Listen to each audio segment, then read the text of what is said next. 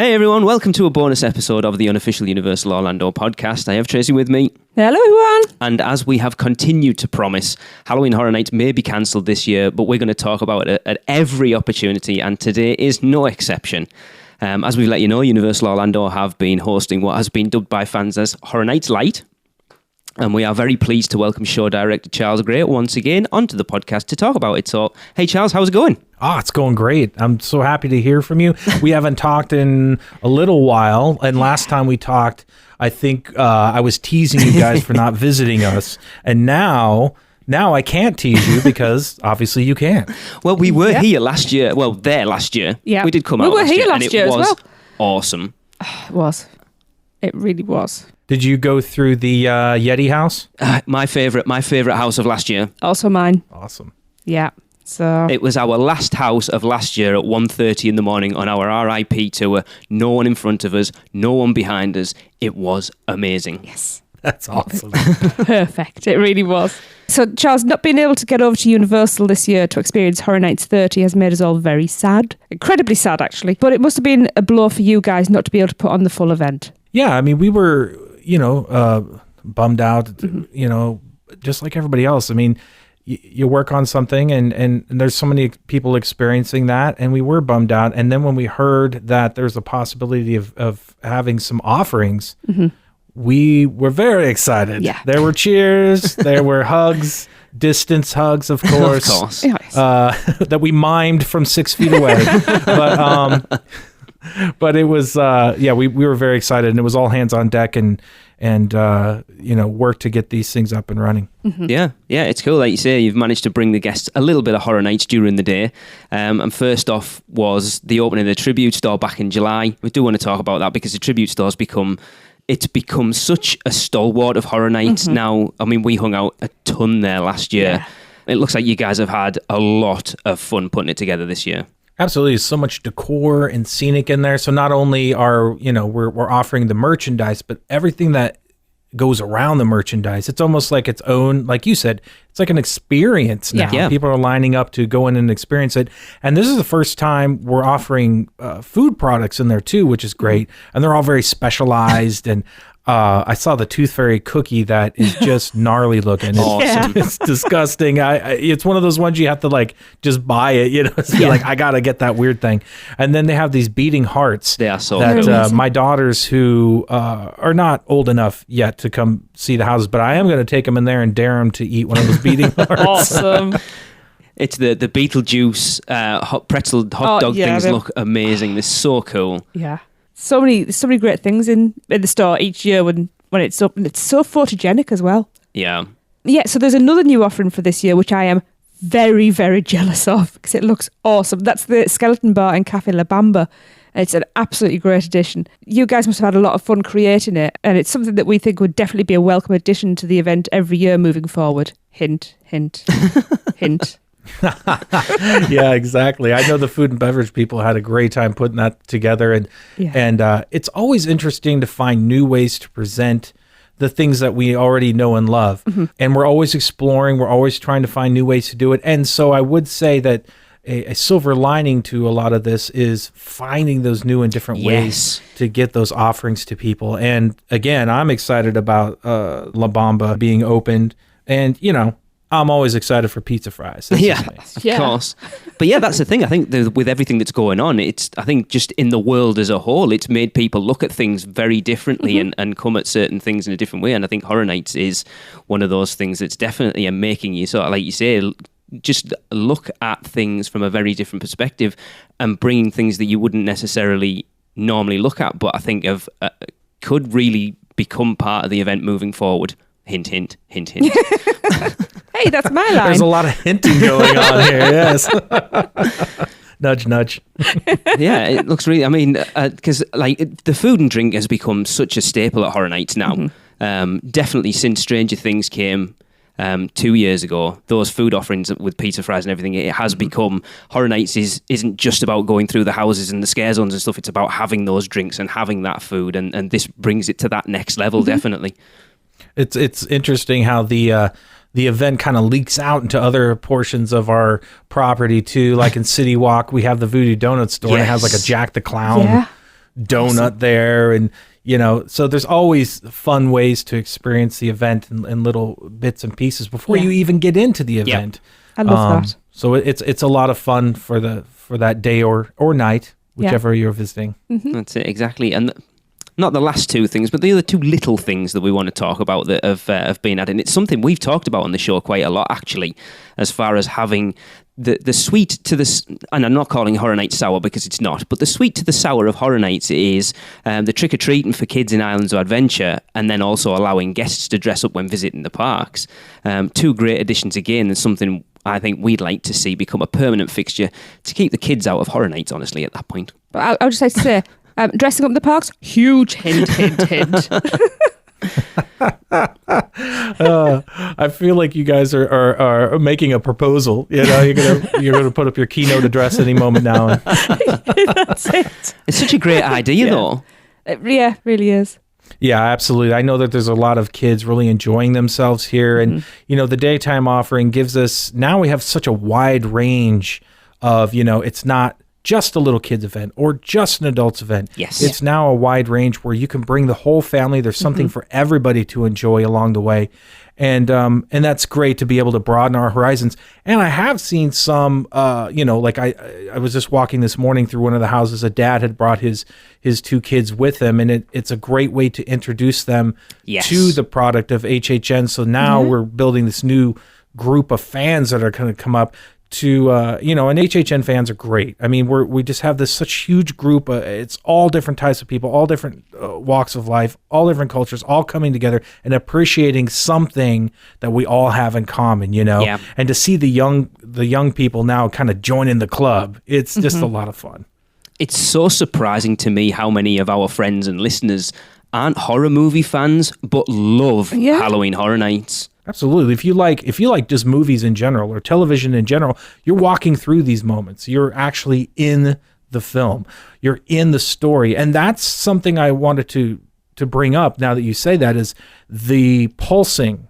The way people are going through houses this year is a little bit different. And so we're able to spend more time in the scenes. And so we've added that extra level of narrative that there's you're spending longer in a scene. You can actually hear the stories. You can hear the voiceovers. And in Tooth Fairy, it's a pop-up book that's 2D that we're walking through, and then it becomes 3-dimensional as you go in and you experience the story.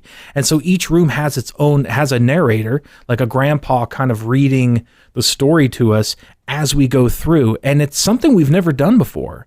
And so guests are really liking that aspect of something new and different. Not jealous. I like the idea. Not jealous at all.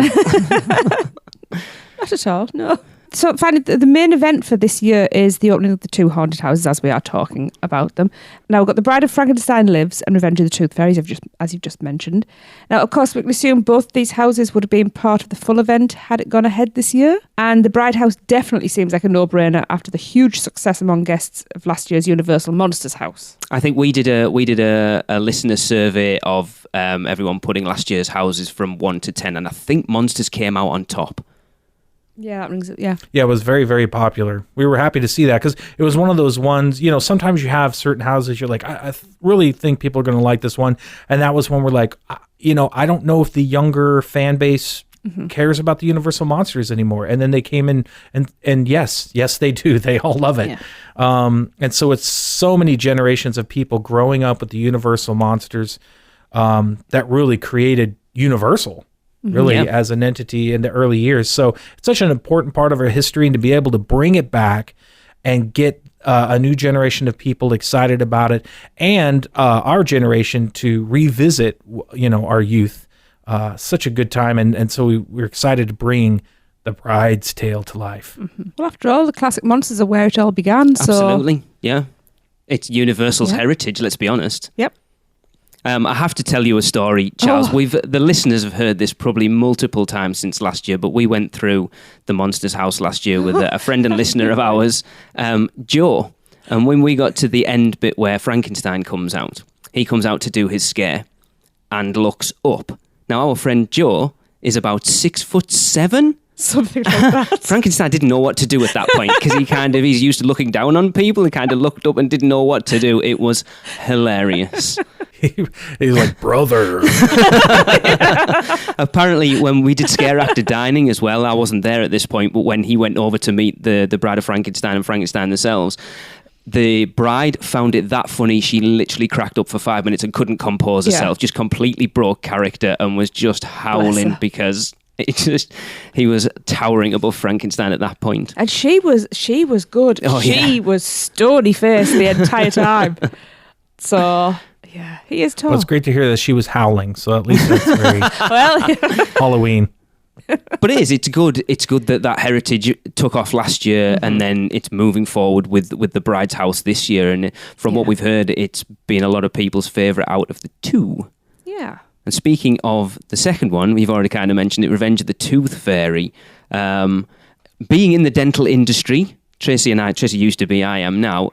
I would have loved to have got to go through this house. Yeah. I think it would have just been like a busman's holiday kind of thing.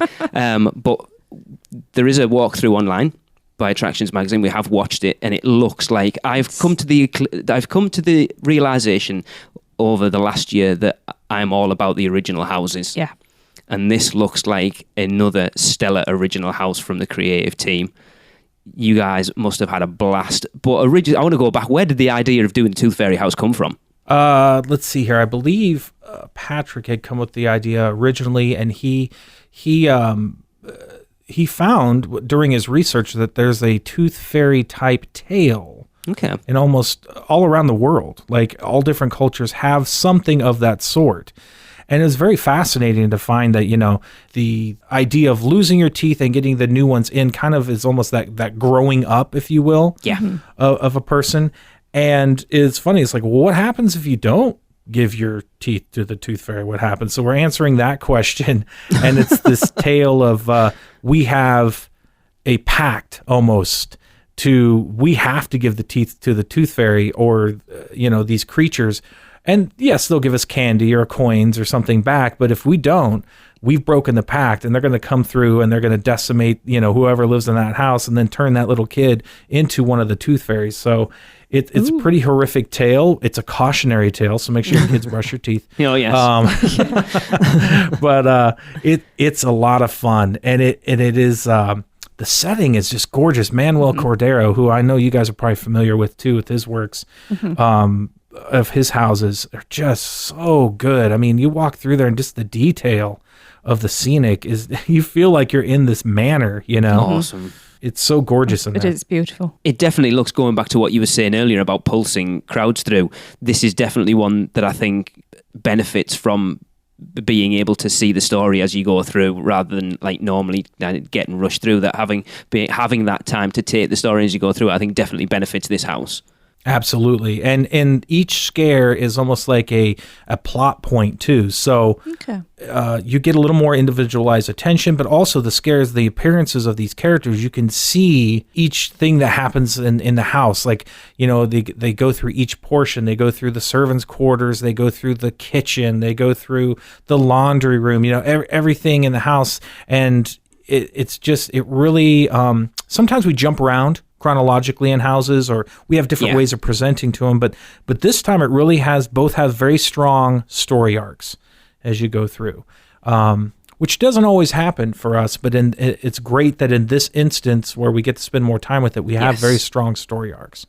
Definitely. Yeah, it looks awesome. Like I say, I love the original houses. Like you guys, without having the constrictions of an IP, being able to just let loose and create what you guys want to, I think it definitely brings the creative team to the fore without a doubt. Yeah, they are very fun to create, and we have a lot of ideas we bring to the table, and then kind of whittle it down to those select few every year. So there's a lot of arm wrestling going on to figure out which ones we use, but we're always happy at the end with which ones we select.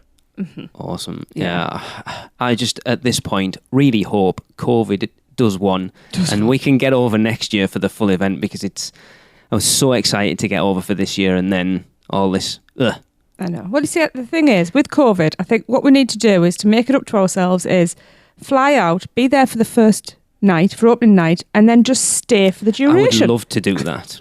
We'll go every night. Have an extended holiday and hang out with us. Exactly. We will promise to make it worth your while. There we go.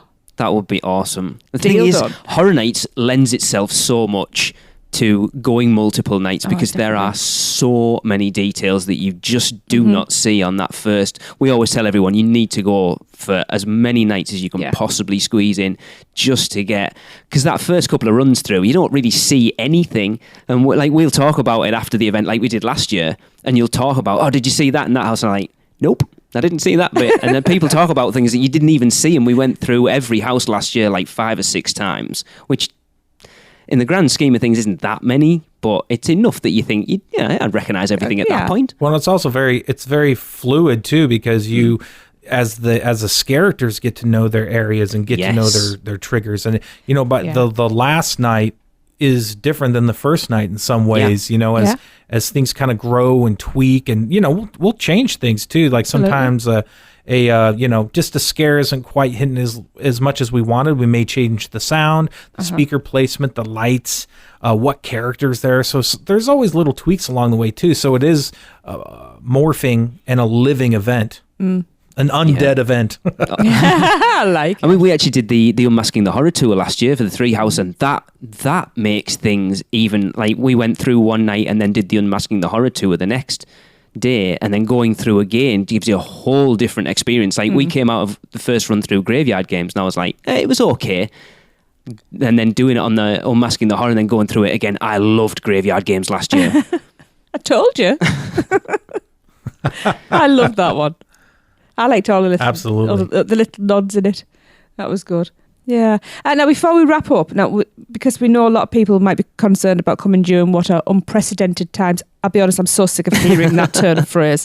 That's why I put it in. It's been months. It's not unprecedented anymore. Yeah. So what safety measures do you have in place for the houses? And in your mind, how much of an impact do they have on the house experience? I will say that it's a lot of layers of protection in the sense that the characters themselves are wearing the cloth masks, and then they have a mask over that mask, and then there's plexi or vinyl in between you and this character. It's kind of covering their boo hole, along with the required mask that the guest is wearing. So there's a lot of different layers. They wipe down the areas in between each set.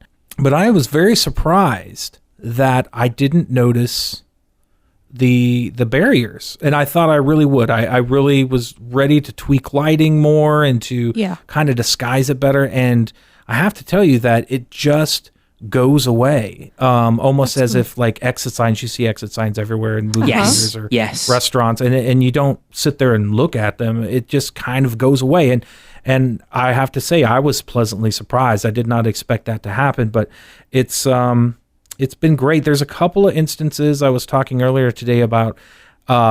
There's like a bride who is in a sarcophagus, and we have the vinyl over it, and it looks like a prop. It looks like we had covered this prop up, and then she comes to life, and it gets a great scare. And we also cover up holes that there's nothing coming out of too, so it's a consistent look. So it's not like we're telegraphing where things are coming from. Yeah. So yeah, we've thought about those things creatively, but it didn't have as much of an impact as I thought it would. That's good. And I have to tell you, like, once you kind of take something away and there's that disappointment, and something comes back, there's just so much exuberance and joy from, experiencing. It's like, we this year, I said it to Ali, I was like, this is like the appetizer that we're giving for next year's banquet that we're inviting you to, just get that little taste. And we'll have our family reunion next year. Yes, we will.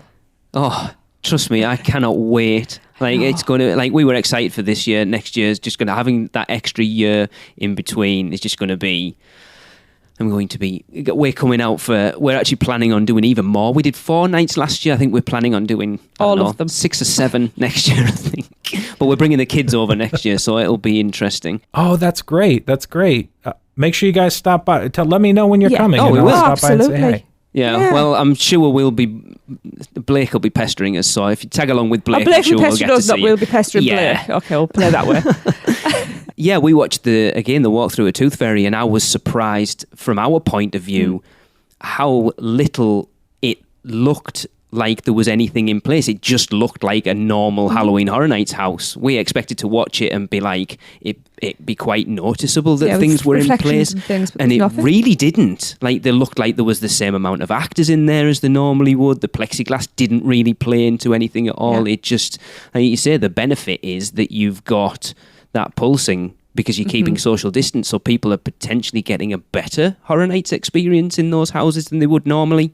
Yeah, there is that the little bit of one-on-one experience that you feel, which I love. Being able to take that time and look at the scenic and things like that a little bit more. It again, we're always evolving, we're always changing, and this was just really something that was the silver lining, that we could bring this out in a different and new way, and it's being well received, and we're all a family. We're all huge fans, even the creators.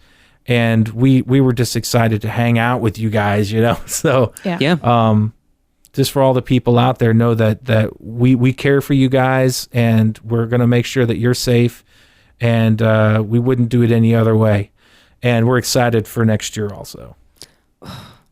You're not the only one. As I say, I think everyone's going to be aching to get back over. There's a lot of British people at this point who can't get over this year, who will be chomping at the bit to get over for next year, I'm sure. The British invasion once again. That's what it'll be. I think it'd be crazy. That's so just, great. It's most welcomed. A last quick question before we go then. Like you say, you've obviously had to look at things differently. Have you learned anything putting the houses together with taking the pandemic into consideration that has that you've gone, we wouldn't necessarily have looked at things that way, but that's something I think will work moving forward?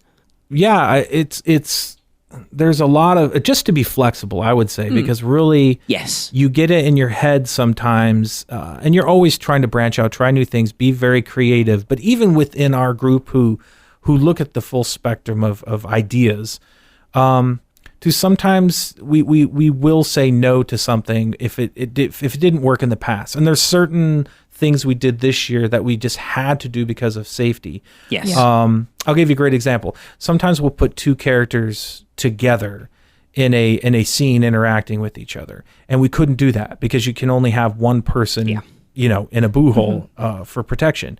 And so we had one of the assistants with a stake staking one of the vampires.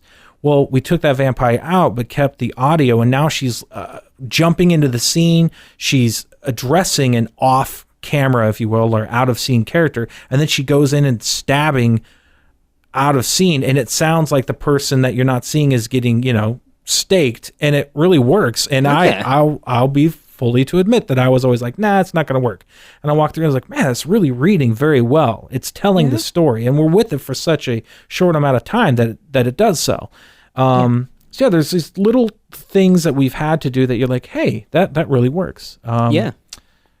Yeah, and just being flexible, continually be creative and be flexible. Yeah, that's it. Because you say sometimes it's what you don't see can be more impactful than what you do see. Well, the brain fills in gaps. Absolutely, brain fills in gaps. Yep. Awesome. Mind the gap. Definitely in my case, because my imagination's wild. Left out one last thing as well. I know we keep going on. The scarecrow stalk kind of comes on from the Christmas tree hunt from last year. That looks awesome. I love that. Again, you're spreading, like we kind of talked about at the beginning, that it's not just staying with the two houses at the front, they are branching out and having the scarecrows around the resort as well. It just adds that little extra Halloween into the rest of the park. That's a great way for a family to experience the event too. You get your kids and you're saying, hey, go look for these scarecrows. And the funny thing is a lot of times the kids will spot it before the adults. But it's a fun way to enjoy it as a group and a family. And, in an era where a lot of times our heads stuck in a phone, even when you're hanging out with a group, it's nice to have an opportunity to experience things with your head up looking as a group. Yeah. I agree. Yeah, and potentially go into places you wouldn't ordinarily go into. I think I know from the Christmas tree hunt last year that a lot of people went, I didn't even know this store existed, and now I've been in it and it's cool. I might go back more. There you go. Absolutely. That's cool. And who doesn't need more Halloween in their lives? Oh, everybody, especially at the moment. I think we all do. Yes. Absolutely. Charles, I know you're a very busy man. It's been awesome to talk to you, as always. Yes, it has. I am keeping my fingers crossed that this all goes away and we can get over next year and experience what Halloween Horror Nights, I'm still going to call it 30 because I still think it is. Version 2.0? Should be. This is 29.5, I think we're going to call this. Okay. Well, I look forward to seeing you guys because, usually every time we talk, I try to tease you as much as I can. And I didn't this time because I'm being really, really nice. Yeah, and it would just be mean come if back you did. next year, the teasing will commence, I promise you. Awesome. I hope so. I'll hold you to that. So again, thanks, Charles.